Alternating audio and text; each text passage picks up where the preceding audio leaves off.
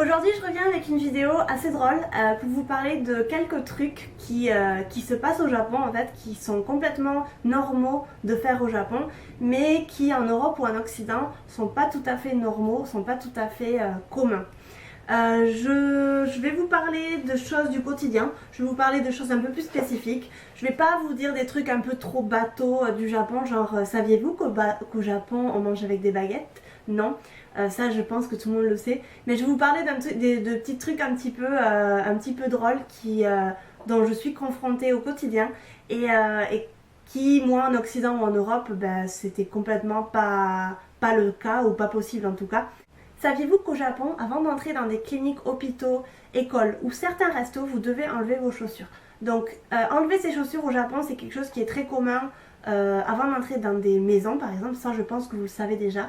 Mais tout ce qui est resto, hôpitaux, cliniques et écoles, ça c'est automatique. Donc pas tous les restos, mais les restos traditionnels et certains izakaya. Donc izakaya c'est un genre de bar-resto. Donc là, vous êtes obligé d'enlever vos chaussures. Pour les écoles, c'est pareil. Moi, je suis professeure, j'enseigne en chaussettes. Donc c'est super cool parce que c'est très confortable en tout cas. On n'a pas besoin d'être dans des chaussures.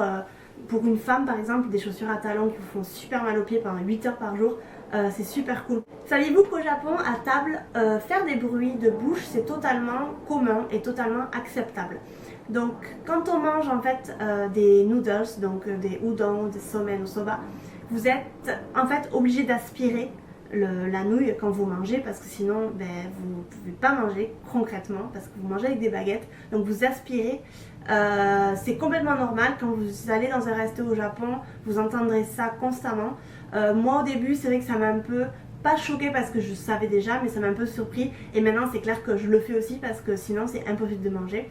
Ensuite faire des bruits de bouche, pas forcément, c'est très mal poli de manger la bouche ouverte comme chez nous, mais quand vous mangez, je sais pas, des fruits et que vous en mettez un peu partout, ou que vous enlevez, parce que par exemple ici, un exemple concret, ils ne mangent pas la peau des raisins, ils enlèvent la peau des raisins. Donc, c'est-à-dire que quand ils se mettent le raisin dans la bouche, ils essayent de sortir la peau de la bouche et donc ça fait un petit bruit. Ça, c'est pas grave du tout, tout le monde est ok avec ça. Saviez-vous qu'au Japon, on ne peut pas fumer dans les espaces publics, donc dans des grandes rues, mais on peut fumer dans des restaurants. Donc ça, c'est complètement l'inverse aussi de chez nous.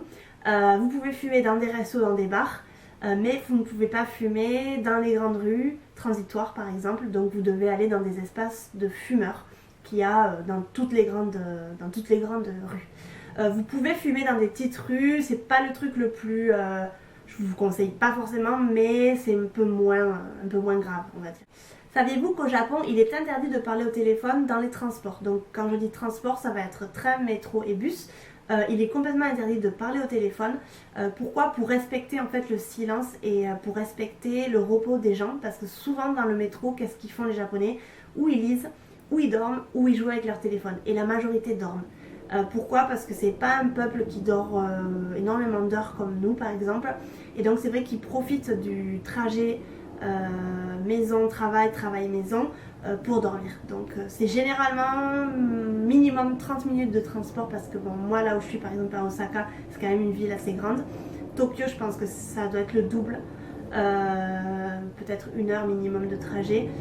Donc c'est vrai qu'ils profitent de ce moment-là en fait pour se reposer, pour dormir. Et c'est vrai que des fois c'est assez hallucinant parce qu'il y en a qui dorment mais super profondément quoi. Vraiment genre ils font la sieste dans le truc. Et là en fait c'est très très mal poli de parler au téléphone, de commencer à raconter sa vie, de parler fort. Et en fait j'ai déjà vu des gens qui parlent genre pas beaucoup, vous voyez, enfin genre ouais, enfin... Ben, désolé, je suis dans le métro, je te rappelle un peu plus tard, et en fait l'autre personne te pose une question, donc tu y réponds, bon voilà, et les gens regardent très très très mal, genre éteins ton téléphone quoi. C'est pas super mal élevé si vous décrochez le téléphone et que vous dites désolé, je suis dans le métro, je te rappelle plus tard, avec une voix très très basse, donc faut parler très très doucement, ça va, c'est pas un problème, mais décrocher son téléphone, avoir son téléphone en mode sonnerie dans le métro, dans le train, dans le bus, c'est complètement pas possible au Japon. Savez-vous qu'au Japon, les élèves d'école apprennent les lettres occidentales ou les lettres romaji, comme eux ils disent, donc les lettres que nous utilisons pour écrire, ils les apprennent assez tard. Donc environ vers 8, 9, 10 ans, je vais dire, ils apprennent à écrire dans nos lettres à nous. ils apprennent à écrire dans nos lettres à nous. Donc c'est un peu compliqué parce que je vais vous raconter un petit peu un exemple concret. Moi j'enseigne l'anglais et donc j'ai des élèves de 7 ans à peu près, j'ai une classe de 7 ans et en fait ils sont incapables de lire en anglais. Pour eux c'est complètement encore impossible de lire des mots avec nos lettres à nous. Donc pourquoi? Parce que c'est vrai que dès l'âge de 5 ans, ils apprennent les hiragana, donc leurs lettres, leurs sons japonais. Donc c'est vrai que pour un enfant de 5 ans, 6 ans, apprendre 2 systèmes d'écriture, c'est beaucoup trop. Donc ils privilégient l'écriture japonaise, qui est complètement normale parce que, hello, on est au Japon. Et plus tard, à 9-10 ans, ils commencent à introduire le système occidental. Donc moi, ça m'a un peu choqué au début, mais en le comprenant en fait, en réfléchissant à ce propos-là, je pense que c'est tout à fait normal parce que on est au Japon forcément. Saviez-vous qu'au Japon, les Japonais ne parlent pas anglais? Donc qu'est-ce que je veux dire par là? C'est que quand vous venez au Japon et que vous voulez demander une information dans la rue, vous êtes perdu, etc., les Japonais ne vont pas comprendre, ne vont pas s'adresser à vous en anglais, vont faire genre qu'ils n'ont rien compris et ils vont se barrer. Ou ils vont vous répondre en japonais. Donc vu que c'est des personnes très très bien éduquées, qui vont essayer de vous aider, ils vont faire ce qu'ils peuvent, tout en japonais, pas du tout en anglais. Donc quand vous venez en voyage au Japon, essayez d'apprendre un minimum de japonais, genre merci, bonjour, au revoir, enfin tous ces trucs là un peu basiques. Voilà, ça c'est des choses importantes à savoir. Même si on pense que le Japon c'est le pays du futur et super technologiquement avancé, etc., ils ne parlent pas anglais. Pourquoi? Parce que en fait tout au long de leur collège et lycée, ils ont de l'anglais, donc sur une durée de 6 ans il me semble. Mais le problème qu'il y a, c'est qu'ils ne font pas du tout d'oral. Ils apprennent l'anglais que écrit. Donc ça c'est un gros problème parce que ils peuvent essayer de comprendre si c'est une phrase simple écrite, mais quand vous parlez, en fait, l'accent est tellement différent qu'ils ne comprennent absolument rien. Et ça, c'est un petit problème parce que si vous ne parlez pas japonais, vous êtes dans la merde. Et moi, au début, j'ai eu beaucoup de moments à me dire je suis frustrée parce que j'arrive pas à me faire comprendre, j'arrive pas à communiquer, ils comprennent rien, je sais pas s'ils le font exprès ou pas, mais ils comprennent rien. Donc c'est vrai que c'est un peu compliqué des fois, et quand vous venez en voyage, encore plus. Saviez-vous qu'au Japon, on n'utilise pas vraiment nos cartes de crédit ou nos cartes de débit, on utilise le cash. Donc quand vous allez au Japon et que vous voulez payer un dîner, une paire de chaussures, etc., vous allez privilégier le cash, donc les billets. Pourquoi? Je ne sais pas. Ça, franchement, ça me paraît un peu arriéré. Pour un pays aussi avancé, ça me paraît un petit peu arriéré. Mais par exemple, quand vous ouvrez un compte en banque à la banque, le banquier ne vous donne pas l'option d'entrée en fait de vous donner une carte de débit ou de crédit. Il vous donne une carte de retrait. Donc vous avez qu'une carte de retrait et avec ça vous retirez votre argent et vous payez en cash tout le temps.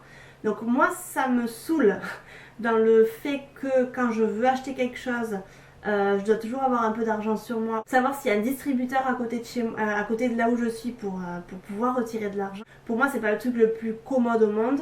Je fais avec, j'apprends à vivre avec, mais c'est vrai que ça m'arrangerait d'avoir une carte de crédit.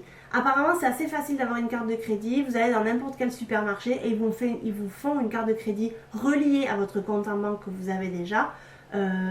Faut que je me renseigne parce que j'ai vraiment envie d'en faire une, parce que j'aime beaucoup commander des choses sur internet, etc. Et là je ne peux pas parce que j'ai qu'une carte de retrait. Donc c'est vrai que quand vous venez au Japon, prévoyez le cash. Quand vous arrivez au Japon, essayez d'aller retirer en fait dans un combini, dans un 7-Eleven. Et là en fait, vous allez retirer une somme d'argent, essayez de payer qu'en cash. Moi j'ai déjà, quand j'étais touriste, j'ai déjà payé en carte dans des magasins. Il n'y a pas de problème, c'est pas grave, mais c'est pas le plus commode pour eux. Ensuite, vous avez pas mal de charges, il me semble, quand vous êtes étranger.